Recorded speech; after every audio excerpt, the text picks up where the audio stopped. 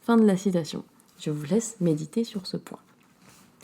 Voilà, c'est très philosophique aujourd'hui. Donc c'est tout pour ce chapitre, que j'ai trouvé intéressant pour le podcast, parce qu'il tente de normaliser une vie sensuellement et sexuellement épanouie, en revendiquant la recherche, du plaisir pour le plaisir, de manière saine et éthique en plus, que ce soit au sein de relations libres, ou qu'on soit célibataire, ou dans un couple monogame. On éprouve du plaisir dans toutes les configurations possibles, parce que le sexe et le plaisir sont inclusifs et ne sont pas l'apanage des relations monogames hétérosexuelles. Pour finir le résumé, je vais lire un extrait de la conclusion, dont le titre... J'ai vraiment des problèmes aujourd'hui pour parler. Ou alors j'ai bu trop de café. Les deux. Je pense que c'est le deux. Le titre de la conclusion, c'est « La salope utopique », qui reflète l'esprit global du livre, mais je vais lire seulement une petite partie. Le monde adore la binarité, noir, blanc, masculin, féminin, corps, esprit, bien, mal. De plus, on nous apprend que ces binarités sont en fait des oppositions. Il y a la bonne et la mauvaise façon de faire les choses. On doit se battre pour le bien et détruire le mal. Cette pensée règne sur nos tribunaux, sur la vie politique et sur les émissions de télévision, avec des résultats ahurissants. Ainsi, certains finissent par penser que les relations extra-conjugales, ou tout mariage différent du leur, est une attaque à leur mariage à eux. Tout ce qui est différent est forcément l'ennemi, et doit être combattu. Quand le bien et le mal sont les seules options possibles, on finit effectivement par croire qu'on ne peut pas aimer plus d'une personne, ou qu'on ne peut pas aimer de différentes manières, ou encore que notre réserve d'amour est limitée. En gros, que beaucoup est en opposition à un, et que donc la seule alternative est d'être amoureux ou de ne pas l'être. Il n'y a aucune place pour les nuances, les différents degrés ou types d'amour. Nous ne sommes pas d'accord, nous revendiquons un changement de paradigme. Au lieu des arguments simplistes formulés en termes de soit l'un soit l'autre, pourquoi ne pas valoriser tout ce qui existe sans considérer les choses en opposition les unes par rapport aux autres ? Selon nous, cela permet de découvrir qu'il y a autant de façons de vivre sa sexualité qu'il y a d'êtres humains, et que chacune d'entre elles est légitime. Oui, il existe un nombre incalculable de manières d'entrer en relation avec les autres, d'aimer, d'exprimer son genre, de partager une intimité sensuelle ou sexuelle, de fonder une famille, d'être au monde, d'être humain, et aucune ne réduit ou n'invalide les autres. Si nous acceptons de voir le monde au-delà d'une logique binaire et manichéenne, nous arrêtons d'être aveuglés par un désir de perfection irréaliste ou par des rêves inaccessibles. Nous nous libérons pour être pleinement conscients de la variété et de la diversité merveilleuse qui existe ici-bas, ici et maintenant, et qui est à notre portée. C'est ainsi que la vie de salope, j'adore ce moment, c'est ainsi que la vie de salope peut devenir une voie menant à la transcendance, une libération de l'âme, de l'esprit et du corps. Une façon d'être au monde permettant une conscience élargie, la spiritualité et l'amour au-delà de tout ce que vous pouvez imaginer. Fin de la citation. Je trouve ça beau. Surtout la phrase « C'est ainsi que la vie de salope ». C'est beau. Moi, je trouve ça beau. Donc là, j'en ai terminé pour le résumé. Je vais venir un peu à ce que j'ai apprécié ou ce qui m'a semblé pertinent dans l'ouvrage ou qui m'a aidé tout simplement à comprendre certaines choses. Tout d'abord, ce sont les distinctions entre des concepts comme l'amour libre, la polygamie, le polyamour, le libertinage et le lutinage. Et pour pas m'embêter, parce que je suis une grande flemmarde, je vais reprendre les définitions de l'ouvrage pour que ce soit vraiment clair et que je dise pas de conneries en fait. Pour pas faire dire aux autrices qu'elles n'ont pas dit. Donc l'amour libre, selon elle, c'est l'idée qu'il est possible d'aimer et d'avoir des rapports sexuels avec plus d'un seul partenaire, et prise de position sociale et politique idéaliste. L'amour libre est un mouvement qui parcourt les siècles, même s'il n'a été largement accepté qu'à partir des années 60, avec les hippies et tout ça, je pense. Un autre concept que j'ai trouvé intéressant, c'est, du coup, pour le livre, c'est le polyamour, parfois abrégé en poly, terme qui est gagné en importance ces dernières années. Donc les autrices préfèrent à non-monogamie, car il ne présuppose pas la monogamie en tant que norme, et ça c'est déjà pas mal. Sa signification étant encore un peu vague, certains considèrent que le polyamour consiste en tous les types de relations, n'incluant pas la monogamie, alors que d'autres la limitent aux relations amoureuses stables, en excluant donc l'échangisme, les plans cul et d'autres formes d'intimité.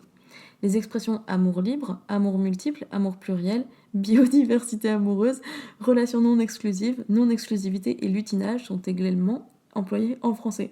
J'ai jamais entendu quelqu'un me dire oui, alors dans ma biodiversité amoureuse, il y a énormément de variétés de plaisir. Non, personne ne dit ça. Voilà, donc je vais reprendre les concepts parce que là, je m'égare dans mon cerveau. La polygamie, donc mariage unissant plus de 2 personnes, se décline en polyandrie, plusieurs époux, ou polygynie, plusieurs épouses. Ensuite, il y avait le terme de libertinage et lutinage, que j'ai trouvé marrant. Alors, je retrouve les pages. Libertinage est un concept historiquement associé au XVIIIe siècle, avec Sade et Casanova. Il est fréquemment confondu avec le polyamour, mais s'en distingue essentiellement pour des raisons d'ordre moral.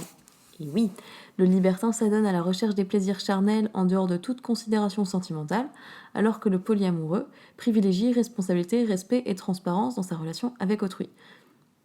Ouais, là je pense que dans cette définition, elles sont un peu aussi biaisées parce qu'elles avancent comme type de relation dans le polyamour, parce qu'elles disent elles disent ailleurs que le polyamour a différentes définitions selon les gens, et que pour d'autres personnes, il n'y a pas nécessairement ces choses-là, comme les sentiments qui sont pris en compte non plus. Compliqué tout ça. Ensuite, lutinage. Du verbe lutiner, signifiant séduire. Le lutinage est un des termes synonymes de polyamour lancé par Françoise Saint-Père dans son guide des amours pluriels. Les lutins et lutines ont un mode de vie autorisant de mener simultanément plusieurs relations amoureuses, affectives et ou sexuelles. D'accord. Et je pense que j'en ai fini avec les définitions. Ah non, j'en ai retrouvé un avant. C'est la définition du mot baise. Terme qui suscite encore de bien vives réactions, tout comme con. Il nous semble regrettable qu'une activité si agréable soit utilisée pour désigner une personne que l'on dupe, se faire baiser. La baise peut ou non impliquer les organes génitaux, ou le coït en particulier, qu'il soit vaginal ou anal, ou encore qu'il s'agisse du fist fucking vaginal ou anal. Voilà, on a la définition du mot baise. Pensez-en ce que vous voulez. Est-il vulgaire ou pas? En vrai, on s'en tape. Parce que l'activité est agréable, c'est écrit. Et franchement, personne ne va dire le contraire. Quand c'est consenti. Voilà, il y a CQFD. Un autre passage que j'ai beaucoup aimé, en dehors des définitions, c'est la partie sur l'art du flirt, comme une recherche du plaisir, pour le plaisir, en fait, la joie de teaser un peu l'autre. Je trouve ça marrant. Et donc, pour l'expliquer, je cite tout le temps, on se croirait dans une dissertation, je suis désolée, déformation professionnelle. Je vais citer quelques petits passages. Faut juste que je retrouve les pages. Là, voilà. Alors, selon nous, donc selon les autrices, un bon flirt doit être une fin, pas un moyen. Voilà. La recherche, en gros, c'est le plaisir mutuel dans cette partie-là, et j'ai trouvé ça très intéressant. Je continue à citer. Concentrez-vous sur la qualité de la connexion. Observez la façon dont nombreux gays flirtent avec des femmes hétéros. Flatterie amicale, sous-entendu humoristique, intimité sans risque. Alors ça, quand même, je trouve ça un peu stéréotypé. Un peu beaucoup même. Mais c'est vrai. Tout ça est rendu possible par le fait que l'interaction n'a pour but que le plaisir mutuel, et non pas un petit coup rapide dans le premier recoin venu. Je cite un peu plus loin, une grande partie du flirt se déroule de manière non verbale. Par exemple, dans la manière de fixer quelqu'un dans les yeux un peu plus longtemps que d'habitude. Un peu plus qu'un regard furtif, un peu moins qu'un regard lourd et direct. Ça veut dire à cette personne que vous la trouvez digne d'être contemplée. Placez votre corps de façon à lui faire face et restez ouvert, bras et jambes non croisés, et puis souriez. Et ça renvoie, en fait, on arrive bien à visualiser ce genre de scène, en fait, et quand quelqu'un nous sourit, on se sent tout de suite bien, je trouve. Enfin, moi, je me suis jamais... Enfin, ça dépend qui. Mais si c'est une personne de loin, que je vois de loin et que je me dis, ah, elle ou il a l'air sympa, je vais sourire en retour. Et l'autre citation, c'était Ah oui, l'étape verbale du flirt s'apparente à de l'exploration. Vous apprenez à connaître une personne nouvelle, vous découvrez vos points communs et vos différences, vous tentez de cerner la direction que cette interaction pourra prendre.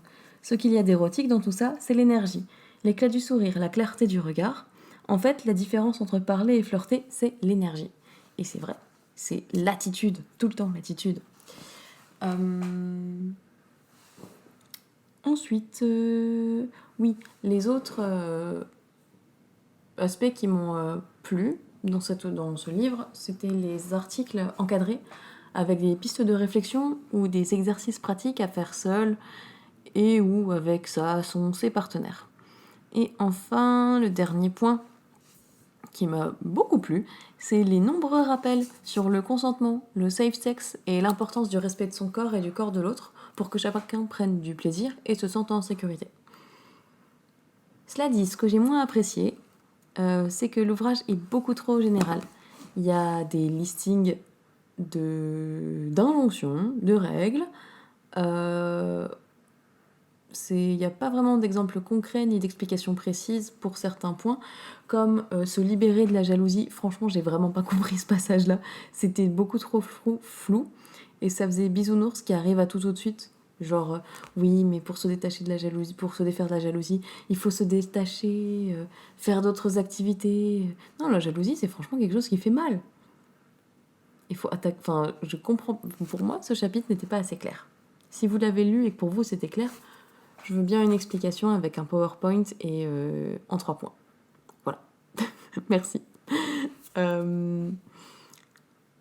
Un autre aspect que j'ai moins aimé, du coup, ce sont les injonctions morales et éthiques, tout de même héritées de la culture dominante, donc les influences du christianisme, avec des notions de respect pour soi et les autres, d'amour pour l'autre, mais aussi des concepts, là j'ai un peu plus apprécié, parce que ça rejoignait des préceptes éthiques antiques, c'est marrant, comme, désolée, je crois que je suis fatiguée aujourd'hui, comme l'amour de soi et la connaissance de soi pour mener une vie bonne. Je dis pas que c'est mauvais, je dis juste que cet ouvrage ne propose pas autant d'idées nouvelles qu'il ne le prétend, excepté pour ce qui concerne la normalisation du polyamour. Là, j'avoue, c'est nouveau. Mais en termes d'amour de soi, de respect et tout ça, ça change pas de ce qu'on disait avant en éthique. Et pour terminer, j'ai vos retours à vous, mes petites auditrices d'amour. Alors petite, c'est affectif, hein. Ça veut pas dire que je vous diminue. Voilà, c'est comme on dit mon petit chou, mon petit chat, c'est pareil, c'est affectif. Donc pour vous, tout comme pour moi, il y a beaucoup trop de généralités et de storytelling. Ça manque d'aspect pratique. Et là, je vais citer 2 avis. Donc le premier, ça peut aider au début d'un questionnement sur le polyamour, à prendre avec un peu de recul car il date un peu. Pas fan de toutes les idées, mais ça reste une ressource précieuse. Je suis d'accord. Après tout, c'est un livre, on peut piocher ce qui nous plaît ou nous intéresse et laisser de côté les trucs qui nous attirent moins.